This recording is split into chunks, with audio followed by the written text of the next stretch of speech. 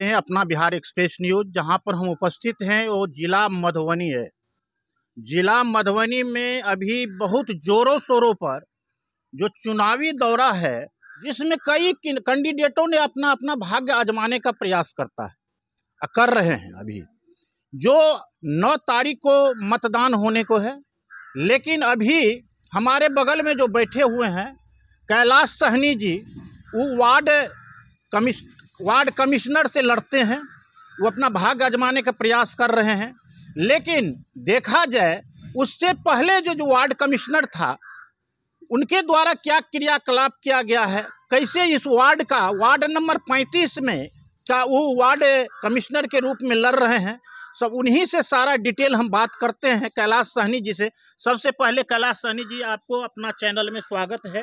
बहुत बहुत धन्यवाद कि आपने अपना कीमती समय निकाल कर हमको मौका दिए, इसके लिए बहुत बहुत शुक्रिया। कैलाश सहनी जी, आपने इलेक्शन चुनाव लड़ने जा रहे हैं, क्या आपका मुद्दा कौन कौन की समाजों में, जनताओं में, आपने क्या मुद्दा लेकर के आपने जनताओं के फील्ड में जाते हैं?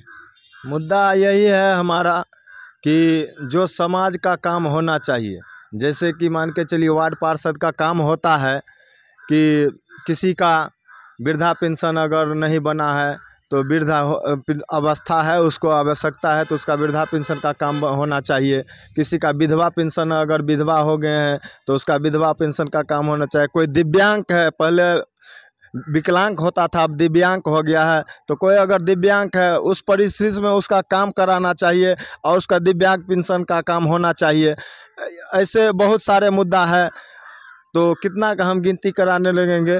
लेकिन सर, सबसे पहले नगर निगम में सफाई और सुथरा का, नाला का भी तो महत्व है। जी जी, सफाई सुथरा तो सबसे कहा जाता है कि जितना साफ सफाई रहता है तो सेहत के लिए अच्छा रहता है। स्वच्छ वातावरण और साफ सफाई ही एक बहुत बड़का सेहत के लिए, समाज में बहुत बड़ी ये शक्ति है।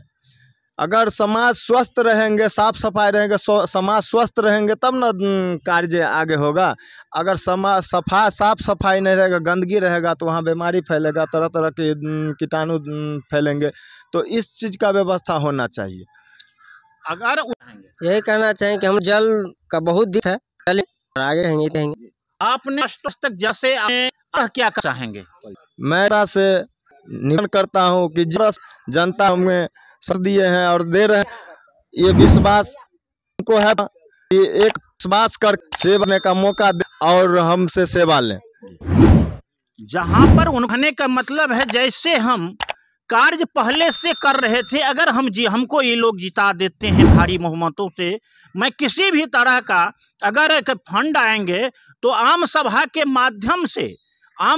माध्यम से जो पारित करेंगे जनता, उनको हम काम करने का प्रयास करेंगे, काम कराएंगे और खरे उतरेंगे, चाहे दिन हो रात, 24 घंटा जनताओं की सेवा में समर्पित रहेंगे। आप देख रहे थे अपना बिहार एक्सप्रेस न्यूज़, संवाददाता रामचंद्र जी का रिपोर्ट।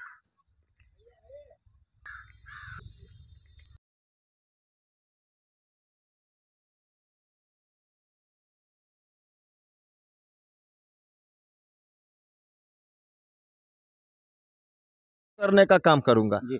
ऐसा है, जो आप खुद सर खड़ा हुए हैं, नॉमिनेशन किए हैं कि जनताओं ने आपको नॉमिनेशन कराया?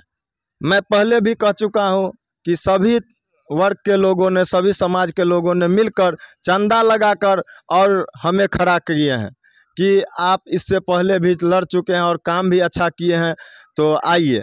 इससे पहले भी हम कई ऐसे सारे काम कर चुके हैं, जैसे कि अगर कहिएगा तो हम बता सकते हैं। शिक्षा पर हो गया, हम सबसे पहले शिक्षा पर फोकस किए। शिक्षा है कि आरटीई के अंतर्गत आता है शिक्षा अधिकार के नियम, कि प्राइवेट स्कूल में, कोई भी प्राइवेट स्कूल अगर मान्यता प्राप्त है तो उसमें 25% विद्यार्थी ऐसे 100% पर 25% ऐसे विद्यार्थी हैं जो बीपीएल परिवार से आते हैं, गरीब परिवार से आते हैं, उनको पढ़ाने का इसमें प्रावधान है 100 पर 25%। तो हमने ये कम से कम अपने वार्ड से ही नहीं, अदर कास्ट से सभी तबके के लोगों को उठाकर दाखिला करवाए हैं और फ्री ऑफ कॉस्ट निःशुल्क जो सरकार का योजना है उसके अंतर्गत अभी भी 25 से 30 विद्यार्थी को मैं पढ़वा रहा हूँ। आप उनका कहना है जो मैं जब जीत अगर सेकेंड स्थान पर रहते हुए भी जनताओं को हमने सेवा किया है, जनताओं ने मुझे खड़ा करवाया, नॉमिनेशन करवाया, सभी कास्टों वर्गों से मुझे समर्थन मिल रहा है, इसीलिए मैं फिर इस बार नॉमिनेशन किया हूं। मुझे आशा और उम्मीद है जो इस बार जनताओं ने भारी बहुमत से मुझे विजयी बनाने का प्रयास करेंगे और कोशिश करेंगे। मुझे पुनः विश्वास है कि इस बार हमको सेवा करने का मौका देंगे और मैं आशा करता हूं कि अगर मुझे सेवा करने का मौका देते हैं, हम वार्ड पार्षद का रूप में विजय होकर आते हैं, तो मेरा एक उद्देश्य है, मेरा एक सोच है कि जिस तरह से जिला में डीएम साहब, एसपी साहब जनता दरबार लगाते हैं, उसी प्रकार हर एक 6 महीना पर मैं आम सभा का बैठक करूंगा, सभी समाज के वर्गों के लोगों को बैठाकर उसमें राय विचार लूंगा और उनसे विचार विमर्श करूंगा कि फलाना फलाना चीज़ ये आया हुआ है, इस कौन सा आदमी ऐसा है कि जिसको पहले काम होना चाहिए। सभी समाज के लोगों से राय विचार लेकर मैं इस काम को कार्य करने का काम करूंगा। आपका क्या शुभ नाम हुआ? मेरा राजकुमार महतो हुआ। राजकुमार जी, क्या जल नल योजना पर आप क्या कहना चाहेंगे? यही कहना चाहें कि हम जल का बहुत दिक्कत है, चले और आगे रहेंगे। आपने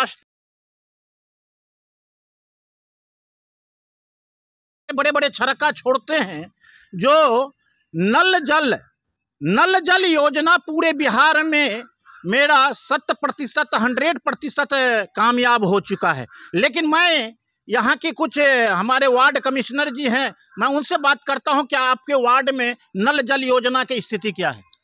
नल जल योजना का स्थिति है, सबसे पहले कि मैं किसी पे वार्ड पार्षद या पहले पूर्व में जो भी उस पर कोई टिप्पणी नहीं करना चाहते हैं, लेकिन कार्य अभी रुका हुआ है, स्थगित है। जैसे कि किसी वार्ड में काम नहीं चालू हुआ जल नल योजना का, किसी में हुआ है तो आधा हुआ है, आधा रुका हुआ है, कहीं पे चालू हुआ है तो पानी दे रहा है, कहीं नहीं दे रहा है। इस चीज़ पर पहल किया जाए। और इसमें है क्या कि अगर आप नल जल योजना जिस वार्ड में चालू करते हैं तो कम से कम 40 फीट हाइट यानी कि उस पर टैंकर दीजिए और वहाँ से पानी का सप्लाई दीजिए, ना कि आप डायरेक्ट जोड़ दीजिए। इनमें कुछ व्यवस्था अलग होना चाहिए, जैसे कि आरओ लगा दिया जाए, उसमें फिल्टर लगा दिया जाए ताकि फ्रेश पानी पब्लिक को स्वच्छ और साफ पानी मिले। ऐसा है जो आपने मुझे, जैसे आपके फील्ड में हमने भ्रमण किया, जनताओं से मुझे अध्ययन मिला, जानकारी प्राप्त हुई, जो आप उससे पहले भी चुनाव लड़े हुए थे जिसमें आपने दूसरे स्थान पर रहे, क्या इस बार की चुनाव में आपकी स्थिति जनताओं पर कितना पकड़ है? इससे पहले भी मैं चुनाव माँ के नाम पर लड़ा हुआ था, सेकंड स्थान रहा, और इस बार हमारा आर्थिक स्थिति ऐसा नहीं था। इसी वजह से सारे वर्ग के लोगों ने, हमारे वार्ड के समाज, जो भी जितने भी वर्ग के समाज हैं, सभी मिलकर हमको सपोर्ट कर रहे हैं और चंदा लगाकर हमको खड़ा किए हैं। और हमें पुनः विश्वास है कि इस बार हमको समाज सेवा करने की मौका देंगे। यदि कोई समाज हमको मौका देते हैं एक बार, तो जो उम्मीद किए हुए हैं हमारे वार्ड के समाज, उससे उभर कर मैं काम करने का काम करूंगा। जी, ऐसा है जो आप खुद सर खड़ा हुए हैं, नॉमिनेशन किए हैं, कि जनताओं ने आपको नॉमिनेशन कराया?